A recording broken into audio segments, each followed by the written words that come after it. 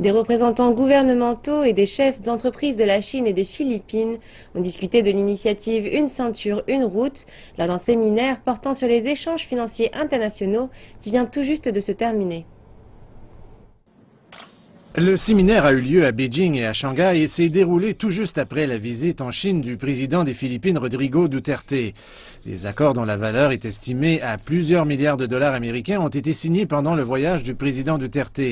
Les autorités philippines ont également dit la semaine dernière qu'ils incluraient le RMB dans les réserves de devises étrangères du pays. Les participants au séminaire ont hautement apprécié les avancées réalisées durant l'événement.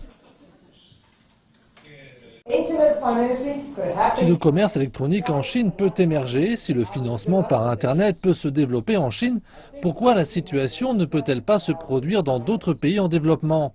Je pense que les Philippines s'étendent sur plus de 7000 îles. Je ne peux pas imaginer que vous avez des banques dans chaque île. Mais vous pouvez vous assurer que tout le monde a un téléphone mobile et tout le monde peut utiliser le système bancaire mobile. Et ce système pourrait être beaucoup plus rapide, beaucoup plus efficace. Nos dirigeants ont eu des rencontres fructueuses et je pense qu'ils ont été capables de générer au moins 3,5 milliards de dollars en investissement potentiel aux Philippines dans les domaines de l'hôtellerie, des infrastructures, des télécommunications et aussi dans d'autres secteurs. Et nous espérons générer au moins 5 millions d'emplois lors des 5 prochaines années.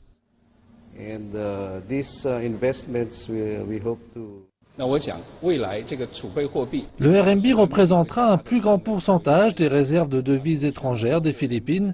Je pense que les règlements au sujet de la compensation et du taux de change du RMB seront bientôt dévoilés.